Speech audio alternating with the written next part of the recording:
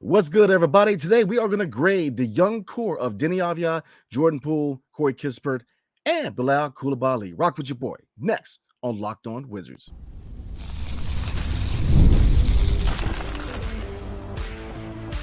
You are Locked On Wizards, your daily Washington Wizards podcast, part of the Locked On Podcast Network.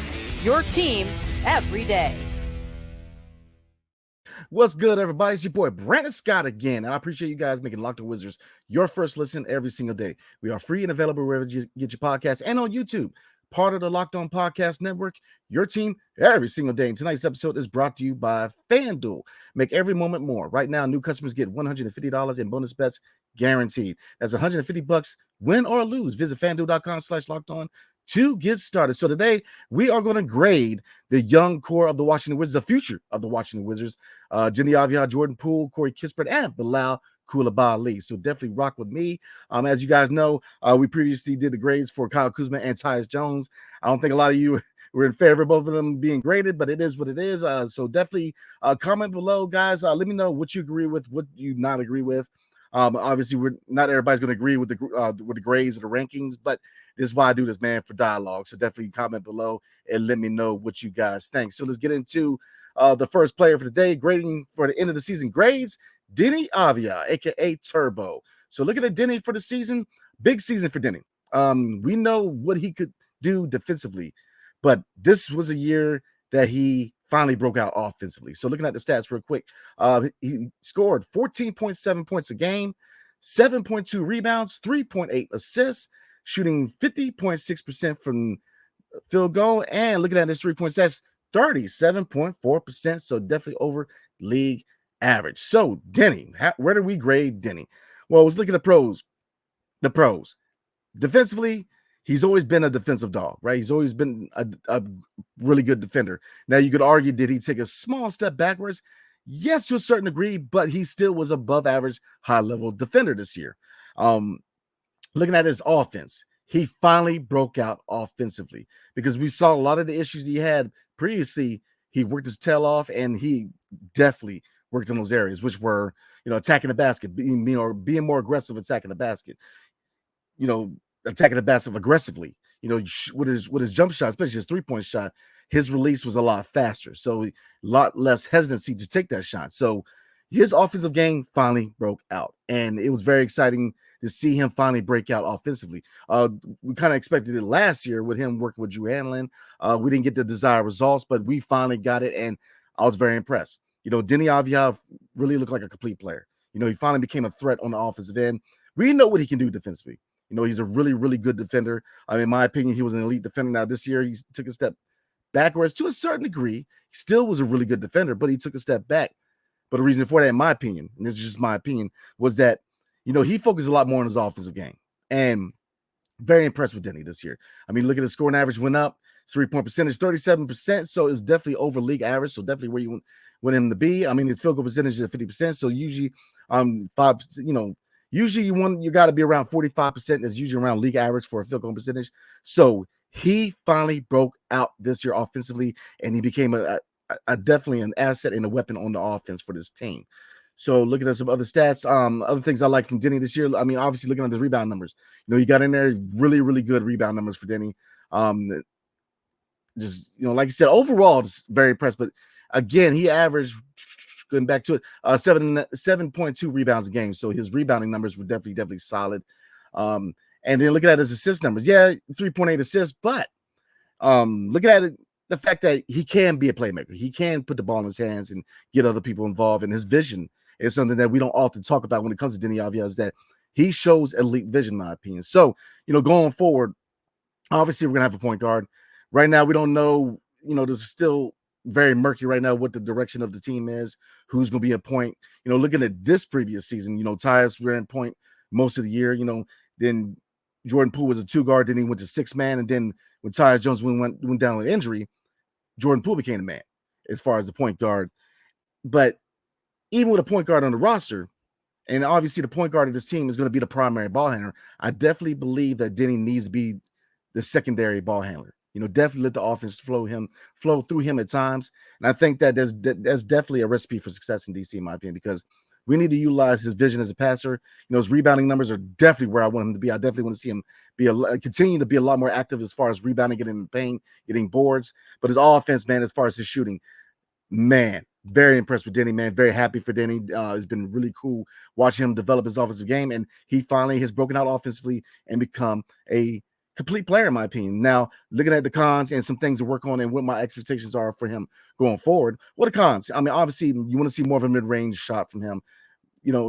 Two, definitely want to see him use his left hand. Definitely working his left hand. Now, there's times where if you flow right and you go with it. But you definitely want to see him improve on his left hand. Third, counter moves. You definitely want to see him adopt and develop a lot more counter moves because, look, here's the thing. Once defenses start targeting you and once you become part of the game plan for other teams, you've got to find and you got to develop counter moves because when the defense is starting to give you attention, because after this season, look, defense is going to start to show Deni a lot more attention. If you look at the first 3 years, especially at the perimeter, a lot of teams were saying, hey, go ahead and shoot. By all means, shoot. He proved this season that he's a threat from the perimeter. So teams are going to start putting defense on him. So he's got to develop counter moves. And he definitely has to work on his left hand. And again, they expand his offensive game, definitely develop a mid-range shot because once he develops a mid-range shot, he, in my opinion, is going to be a 3-level scorer, in my opinion, especially if he continues to attack the rim. Definitely another thing to kind of work on finishing through contact. He showed a lot of improvement with that this season, but I definitely want to see him definitely work on finishing through contact, finishing aggressively. But you saw an improvement in that area this year. He attacked the rim. He definitely showed that he can score in the paint. He was dunking on folk. He was posterizing people. So very impressed with Deni, man. Very impressed. And where do I grade him, everybody? Before we get into that, what are my expectations for Deni going forward? Well, easy. I kind of said that, where before he was a defensive-minded player, where he was working on his jump shot, working on his offensive side. Now that he has broken out offensively, bridging that, making him a complete player, turning him to a 3-level scorer. Again, going back to mid-range and counter moves, turning him into a 3-level scorer, turning him into that 3-and-D that we envisioned for him. A 3-and-D who can be a secondary ball handler, who's got vision, who can go in there and get boards. I definitely want to see Deni take that next step. Now, the question is, and you guys comment below, what is that next step, everybody? Definitely let me know what is the next step for Deni in your eyes. What would be the next step as far as the evolution of his game? But to me, becoming that complete guy, becoming that 3-level scorer, becoming that 3-and-D guy. And another thing to kind of look forward from him and kind of my expectations from Deni is a lot more of a leadership role in DC. With him signing an extension and him being right now, he's the longest tenured Wizard. I definitely want to see him get more involved with taking on a leadership role in DC because look, Kyle Kuzma ain't always going to be here. He's not guaranteed he's going to be here long term. Jordan Poole is developing his leadership and he's shown a lot of leadership capabilities. But I think that between Jordan Poole and Deni Avdija, definitely want to see both of them take on more of a leadership role in DC because again, Kyle Kuzma was the leader of the locker room, but looking at this contract, looking at the direction of the franchise with it being a rebuild, and then, you don't necessarily need to move Kuz, but with his contract being a very team-friendly contract, not only to the Washington Wizards, but to other teams, you very well can see him move to some point. You don't have to move him, but, look, the writing's on the wall. You very well could be moved at some point. So you definitely want to see JP13 and Deni Avdija take on more of a leadership role. And so that's one of my expectations for Deni. Definitely needs to work on the left hand. Definitely needs to work on the mid-range game, counter moves offensively. Continue to get better defensively. We know he's a dog defensively, but definitely want to get him back to that elite status and taking on more of a leadership role in the nation's cap. So we're going to get into JP13 Jordan Poole next, but before we do, tonight's episode is brought to you by DoorDash. So want to make your mom smile on Mother's Day? Well, start Mother's Day with flowers and surprise her with gifts from the brand she loves, delivered the very same day with DoorDash. Does mom have a sweet tooth? Mine does. Is she a tech enthusiast, a beauty connoisseur, or is she outdoorsy? No matter what she's into, you can make her smile with a fruit or flower bouquet, makeup, tech gear, workout gear, and more. Pair flowers with a gift card so she can celebrate any way she wants. Is she a bookworm? Try a bookstore gift card. Does she love a good latte? Get a gift card to her favorite coffee shop. You can't go wrong. Get thoughtful gifts she deserves with the convenience you need. Choose same-day delivery or schedule a week ahead for when flowers and gifts should arrive to her door with DoorDash. So get all your Mother's Day gifts all in one place and get 50% off your next order, up to $15 when you spend $15 plus on your next flour, convenience, grocery, or retail order now with code Locked On NBA. That's Locked On NBA as a promo code. Order using DoorDash today. Terms apply. Get a Mother's Day gift as unique as she is with DoorDash. Next, let's see. Tonight's episode is also brought to you by Monopoly Go. We've all been there, either as a player or a fan. It's halftime and the scoreboard is not looking too good. You're feeling low, not sure you or your team can pull out a win. That's when you dig deep. Lift your head up and say to yourself, time to get back in the game. Pull off some bank heists and take as much of my friends' money as I possibly can. Oh, that's right. The smash hit mobile game Monopoly Go lets you compete with your friends to get the most riches and the biggest empire. It's a Monopoly you love, but on your phone, anytime, with tons of new twists, including leaderboards to compare your progress to your buddies. There's so much to do, y'all. Play on countless dynamic Monopoly boards. Make your friends bankrupt by smashing their landmarks with a wrecking ball. Charge other friends rent for your iconic properties. Ooh, you can even work with your friends to crack open community chests and in tournaments to get extra rewards and climb the leaderboard. So get back out there, put your game face on, y'all, and download Monopoly Go, now free on the App Store or Google Play. Are you watching Fox Sports ESPN on your TV all day long? Have to turn down the volume with all that shouting?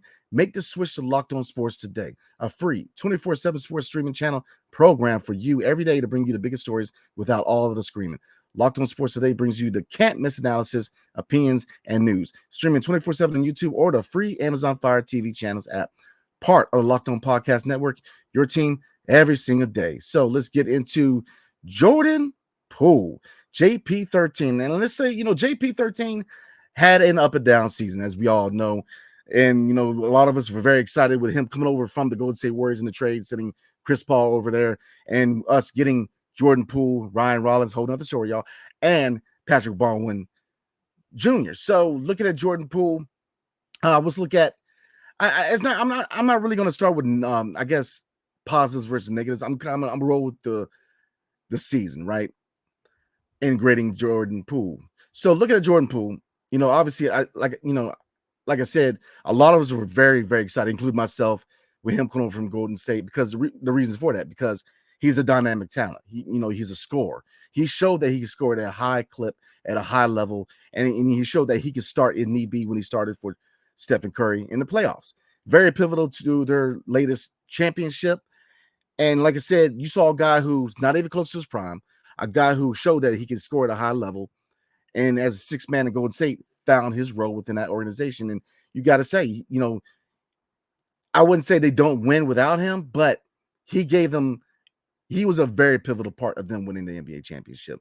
So, when it came over to DC, obviously he had to kind of change, who he is as a player. He came from, a team who's contending for a championship at the end of an era, at the end of a dynasty in Golden State, being a sixth man, being a part of that foundation, to being a guy where a lot more responsibility was put on him.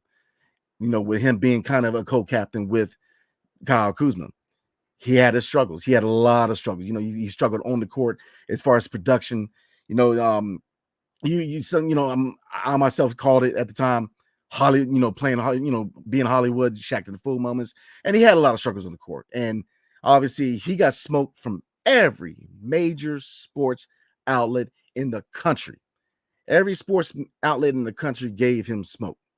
And he everything from a bust to overrated to locker room cancer was thrown at Jordan Poole. Okay. And, looking at this on the court production, you could argue that, he needed to kind of lock in. And obviously a lot of stuff is coming to the limelight as far as, these videos coming out with him not paying attention and the huddles and, stuff here and there. And when, talking to the guys at the exit interviews and talking to Jordan Poole and Kyle Kuzma too, sir, and a lot of these opinions that locker room issues aren't true. A lot, if not most of these guys said they had a very tight locker room. So, and a lot of the issues, can go back to by, Wes Unseld Jr. and his shortcomings, and then them coming together and being tighter. You could say has a lot to do with Brian Keefe taking over as interim head coach. So, I'm not going to get into the whole not paying attention in the huddles and stuff like that, because, a lot of stuff has come out that it may not be the case. Now, maturity issues. Can you say that he had his fair share of maturity issues to a certain degree?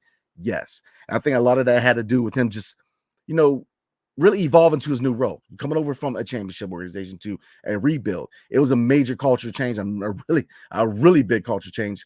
So he had to lock in. He had to figure out who he was as a player, and he did that. Kind of leads into the next point with Jordan Poole, right? With all the smoke he got, this man got reverted to the 6-man role, taken out of the 2-guard role, and he responded. You start to see that he found his role for the moment, right? And I'm going to say for the moment, bear with me. He played high-level basketball in the second half of the season at a 6-man role. On the second unit, he was able to, dictate pace, dictate the flow of the game. And it really worked to the advantage, not only to him as a player, but to the second unit as a whole. And we had a lot of success. With Tyus Jones going down as starting point guard, Jordan Poole was put in at starting point guard, and he shined. He came and he shined. His assist numbers went up.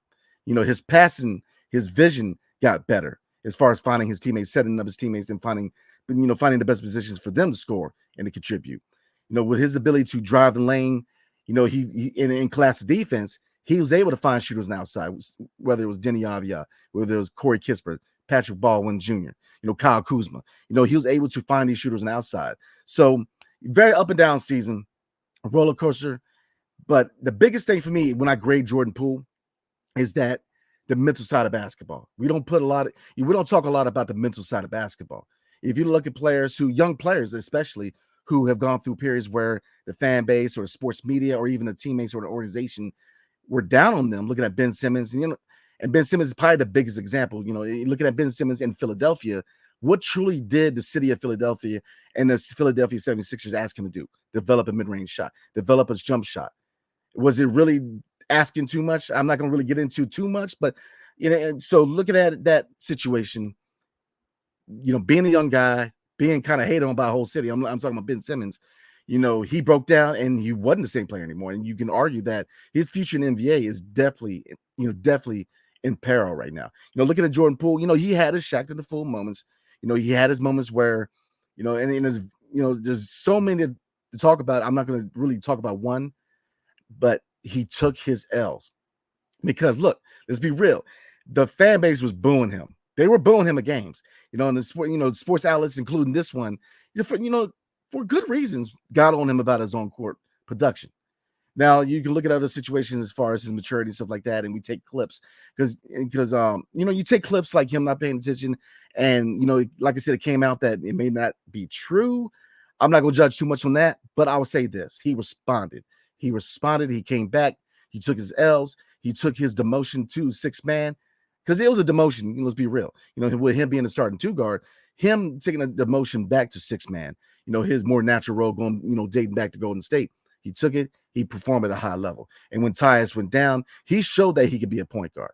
Now, obviously, there's things he needs to prove on. So, what are the pros with Jordan Poole? Obviously, he's a dynamic scorer. He's a dynamic 3-level scorer.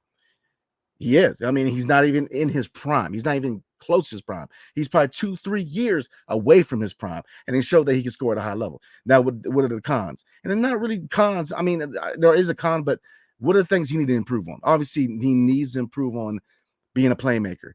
Definitely, his vision, his passing, reverting, not so much from being a scoring first point guard, but finding ways to make everybody else better. Kind of what we talked about with Kyle Kuzma, where, Kyle Kuzma, we know you could be that scorer, Kuz. We just need you to be that guy who can get everybody else involved and make everybody else around you better. And that's the key with Kyle Kuzma, as far as what his place is with the organization going forward, is that, he's very popular with the fan base. And, I'm a big Kyle Kuzma fan. But, what is the MO with the Washington Wizards going forward? Development of young players. So, he's got to change parts of his game. You can say the same about Jordan Poole. We know you can, JP13, we know you can score. We know you can score, and you're one of the best at it, in my opinion. He's a dynamic scorer. You got to find ways to get other people better because, obviously we do not know what the vision is of the front office of Travis Schlenk, Michael Winger, and Will Dawkins. We don't know what the vision is at point guard. There's a lot of dominoes need to fall. But looking at his age, looking at the fact that they traded for him, he does have a place within this organization. And I believe that he can be the franchise point guard, in my opinion. So I know a lot of people don't agree with that, but looking at the fact that he's shown that he can play at a high level, He played a high level part of a championship team. The fact that, I mean, the mental side, which really goes into my last point with Jordan Poole, and I'm gonna get into the grade, which is the mental side. What he went through, not a lot of people go through that. A lot of people would, especially within the realm of sports, a lot of young players would have broke. And he took his L's, man. He took all the criticism in the world, including from this very platform, and he worked his tail off. So I'm very impressed with Jordan Poole. I gave him the fair share of smoke. Now, when I criticize Jordan Poole, like when I criticize any player or executive within the realm of the NBA, is based on performance of their chosen field, players, on court production. As far as executives, you win losses, trades. Did you win or lost trades? Your contribution as far as building the roster. I judge you off of what your job. I've never judged personally. It's not my MO. It's not how I'm built. I judge you off of who you are as far as your own court production. Did I give him a little bit of smoke sometimes as far as maturity? Because I was going off things that I saw within the media. Now that I had the opportunity to kind of talk to the players and the exit interviews, and really in the second half of the season, really had the time to talk to players and really get a gist of what's really going on. Those maturity issues weren't always there. And I'm gonna be 100, better. I'm gonna be 100 about it. So looking at Jordan Poole, just the mental game of it, the fact that he took his L's and kept working. He's got things to work on. Obviously, if he is going to be that point guard of the future for the Washington Wizards, he has to find out how to be that point guard. Find out how to make other people better, how to distribute, how to, set the offense up, how to take control of the offense. We need you to be that quarterback, because that's what the point guard is in basketball, the quarterback. And as you guys know, you football fans out there, the quarterback is the most important position on the field. So you've got to be that quarterback. And that's my expectation for Jordan Poole going forward, being that quarterback. Challenge yourself. What can I add next? How can I better myself as a player? Where can I take that next level? Because I believe, and this is my opinion, you guys comment below, but in my opinion, if he adds that element to his game, in my opinion, we have found our point guard of the future, because I do think highly of Jordan Poole, because he impressed me with all the L's he took. He kept working. I was already, as a player, I already liked Jordan Poole because he's a dynamic scorer. He just has, he had things he worked through. Let's be real. Let's be real about something. A lot of the criticism he got for good measure. He struggled. He did struggle. It wasn't like it wasn't warranted. He definitely struggled. So he definitely took his L's, kept working. So get on my soapbox. Where do I grade Jordan Poole? I was going to grade him a C+, because I look at it right in the middle. Bad first half, really good second half. But I'm going to give him a B-. The reason for that, and some people ain't going to be happy, but the reason for that is the mental side. He showed that he could be that guy, which is the mental part. He showed where he's at up here, which is he's going to take his L's. And I'll say this about Jordan Poole. You see, he's a guy that has an old soul. He's a guy who, he's built. That was something he said in the exit interviews and said several times during the season and after the game at the press conference, which was he's built to withstand a lot of that. And look, my hat goes off to you. You proved that. So I'm gonna give him a B-, man, because he took his struggles, and rightfully so. He did struggle in the first half, but in the second half, he was so much better player. And I think a lot of that has to do with, obviously, Brian Keefe, interim head coach Brian Keefe had a factor. Leadership like Kyle Kuzma and the veterans on his team had a factor. But a lot of it goes into, and a lot of the credit goes to Jordan Poole, figuring out who he was in DC, not going back to who he was in Golden State, seeing and figuring out and evolving the player that he is in DC went a long way, and really taking the, I'm trying to think of the word. Really, I don't know. But what I'm trying to say real quick, y'all, is that the middle side really impressed me. He really impressed me in the middle side because he took his L's, and not everybody could have withstand that. So I'm gonna give him a B- tonight. So we're gonna get into, I don't think we have enough time. Matter of fact, I'll go ahead and knock it out for you guys. We're gonna get into Corey Kispert and grading him for this season, and we're gonna grade Bilal, Coulibaly, and call it a night. But before we do, tonight's episode is brought to you by FanDuel. It's playoff time in the NBA and NHL. Baseball is in full swing, and FanDuel is your place to bet on every game. Right now, new customers get $150 in bonus bets guaranteed. That's $150 win or lose, y'all. Bet on everything from slap shots to home runs to slam dunks, all on one app that is safe, secure, and easy to use. What are you waiting for? All you guys got to do is visit FanDuel.com/lockedon and make your first bet on an automatic win. FanDuel, America's #1 sportsbook. Tonight's episode is also brought to you by BetterHelp. So sometimes we all need the opportunity to get something off our chest, big or small. Certain things can really start to get at y'all. It's important to let that out, especially to someone who's unbiased on your life. So today, I want to say how I really feel about something. You might even be thinking about the same thing this week. The economy. A lot of people are struggling right now as far as, getting groceries, keeping gas in your car, and still making it to work. Homes, people are losing their homes. It's a tough time right now for everybody, and that can really take a toll on you mentally. I've been through my fair share of mental stuff. Like I said, I'm an Iraq War vet, served the United States Army, come from a long line of people that served in the military. But, saying that, it's good to talk to somebody. And I had to learn that early on in my life. It's good to talk to somebody, right? Because look, therapy can be different for everyone. Most of us have bigger problems than our favorite sports team. And it's important to get things off your chest every once in a while. Because if you're thinking about starting therapy, give BetterHelp a try. It's entirely online, designed to be flexible and suited to your schedule. Visit FanDuel.com/LockedOnNBA to get 10% off your first month. That's BetterHelp.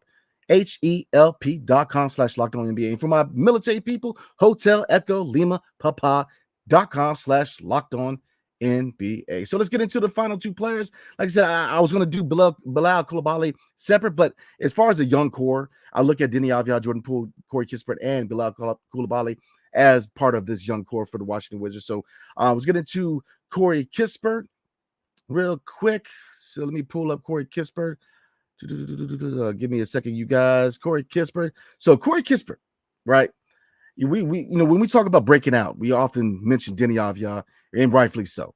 But Corey Kispert really solidified himself as that 3-level scorer this season. Very impressed with what I saw from him as far as scoring. Now, defensively, we'll stay on the positives real quick, and we'll get into what he needs to work on in negatives. But he has proven that he's a 3-level scorer. Now, whether he's a future starter, whether he's a piece off the bench, that's something that's going to be determined by the front office and the coaching staff going forward.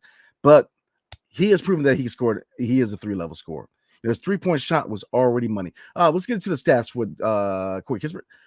This season, he averaged 13.4 points, 2.8 rebounds, 2 assists, and he shot 48.6% from field goal. And look at that 3-point. He shot 38.3% from 3. So the man was on a mission on the perimeter. We already knew that he could do that. He's a shooter. We knew he was a shooter. In the lines of your Duncan Robinsons, he was definitely a shooter. But what did he need to work on going into this season? Ball handling was one thing, right? Defense, other portions of his offensive game, and he responded. Not only is he money with his 3-point shot and his mid-range, but his ability to slash to the basket, his ability to drive to the basket, his ability to, he's a 3-level scorer, in my opinion, and he has solidified himself as being such, in my opinion. What things does he need to work on? He has worked on his defense and ball handling. Now, obviously, is not a complete package in those two areas. He's expressed that himself. He definitely needs to work on his ball handling a little more, and he definitely needs to work on, his defense. Now, is he ever going to be a lockdown defender? Nah, but he definitely showed a lot more effort, put a lot more energy on the defensive side. So going forward, what are my expectations for Corey Kispert? Consistency on the offensive side. Consistency. There's times where he dealt with the lack of consistency. Being that 3-level scorer, I want to see him be a consistent threat every night, in my opinion. Whether it's off the bench, whether is a starter. Like I said, a lot of dominoes had to fall as far as the construction of this team going forward. But consistency is the name of the game for Corey Kispert. Definitely he's a 3-level scorer. Building that consistent performance night in and night out is something I want to really challenge him as far as the offensive standpoint. Things he needs defense, a lot more effort on defense. I want to see a lot more energy, but I think he's going to get there. Like you said, he's been getting a lot of praise within the organization for, him working on his defense and building more of a defensive presence on the defensive end. And ball handling, definitely want to see him create for himself a lot more. He has shown that, he can drive, so it kind of goes into him being more consistent with driving the lane, with ball handling leads into that, putting the ball on the floor and him creating his own shot. Definitely want to see him do that more. And some, a couple more areas, vision, getting more active in the passing, definitely setting his teammates up. We talk a lot more about that with the point guard position, Tyus Jones, Jordan Poole, Deni Avdija, but it definitely, that was another area that he definitely wanted to work on. So where do I grade Corey Kispert? I'm going to roll with a B plus. And the reason for that, he has proven that he is a 3-level scorer in this league. He just needs to find that consistency, which leads into why it's not an A minus. Consistency really got to him. He needs to find where he can be consistent on every night, day in, day out, right? Being more consistent, putting up those numbers every night is something I really want to charge him. Defensively, a lot more energy. That's a reason. Another reason, definitely want to see more energy on the defensive end and ball handling, creating his own shot. So I'm going to give Corey Kispert a B plus. Like I said, the reason he didn't get an A minus is because of defense, lack of consistency, and ball handling. So I'm going to give him a B plus. And again, like everybody tonight, definitely let me know what you guys grade him and why, and definitely chop it up with me in the comments section. So let's get into the final guy of the night. Let's man, they have him down as a guard. Give me a second, guys, because I'm running with ESPN right now. Bilal Coulibaly, aka B Cool, our rookie this season. Not a bad season. Definitely, I think he exceeded a lot of expectations this year, but not a bad season. Ultimately, he went down with an injury that ended his season. But overall, let's look at the stats real quick, y'all. He averaged 8.4 points a game, 4.1 rebounds, 1.7 assists. He shot 43.5% from field goal range, and 3-point range, he shot 34.6%. So the 3-point shot, the league average is around 35. So isn't entirely. I mean, let's say his best 3-point shot. He does have to work on it. Now, when he got looks, and looking at 34%, not too shabby, but there are a lot of room for improvement. Obviously, his release has to get faster, because as time goes by, guys are going to cover that range, man, and close out to get in your face. He's got to get the ball off faster. That's the biggest knock against Bilal as far as his shot is. He's got to get a better release. He's got to work on the shot. This offseason, I really charge him to shoot as much as you can. He's definitely has a, but the shot is not broken. It's a nice structured shot. It's not broken. It's just the release has to be faster. And that's going to come, man, with a lot of experience, because look, we're in the middle of a rebuild. We're going into year 2 of a rebuild. We're looking at 3, maybe 4 more years of a rebuild, and he's going to have the time to develop offensively. Defensively, we already know what Bilal can do. Bilal is a dog in the defensive end. He is already a dog. He is a guy who I look at as a future all-defensive team guy, because if you look at his intangibles as far as his size, when it's all said and done, he could be 6'8", 6'9", with a 7'3", 7'4" wingspan. I mean, defensively, with his ability to, get blocks, get steals, get in people's face, being that lockdown defender, he's already polished defensively. Now, offensively is what we're really looking at as far as him improving. And obviously, you can always improve in defensively, but he's already very polished in that area. Offensively, he's definitely got to work on his shot with that release getting faster. What else does he need to work on? He definitely needs to work on dribbling. He's got a high dribble. Ball handling has to be, something he works on this offseason in addition to his shot. And that, again, this is nothing that he kind of stressed that he knows he needs to work on it. With his wrist injury right now, the coaching staff has been having him work on his left hand. So, which leads into another thing, he needs to work on his left hand, which he's been doing that because he can't really use his right. So, a lot of room for improvement on the offensive side, but I'm not hitting panic button because he's a rookie, and he's got a lot of room to improve on, especially offensively, but he's got time to work on that, and he's shown the work ethic and the mentality to do it. So, definitely a high IQ player, and man, look, he can run. He's shown a few times, especially when he got hurt, that he can get up there, he can posterize. I mean, he's got, and I definitely want to see him work on aggressively attacking the basket, but he's shown that he can be that guy. Man, I'm trying to tell you that, he can definitely attack the basket. So he's got a lot to work on, but looking at the draft, we definitely hit on that pick. Now, I know a lot of people, including myself at the time, wanted Cam Whitmore. Cam Whitmore, has shown that he's an NBA-ready guy who can come in and contribute right away, but it's not really what we needed. We needed a guy, and I had to kind of work myself to realize that, because I'm a big Cam Whitmore guy. He's a Baltimore product, local guy, but we need a guy who can be developed. Because right now, what are the biggest keys in the organization? Developing this young core we have. And with Bilal, you see the potential oozing out of this kid, man. The kid is ready to play. He has a lot of work. Yeah, I absolutely. A lot of work in front of him offensively. But right now, we see a kid you could develop into a star, in my opinion. And if you look at this young core that we have in Deni, Avdija, Jordan Poole, Corey Kispert, and Bilal Coulibaly. I think the future is definitely bright in DC. Now, obviously, we're getting close to draft. The draft is in June, so I'm gonna do a lot of draft content, y'all.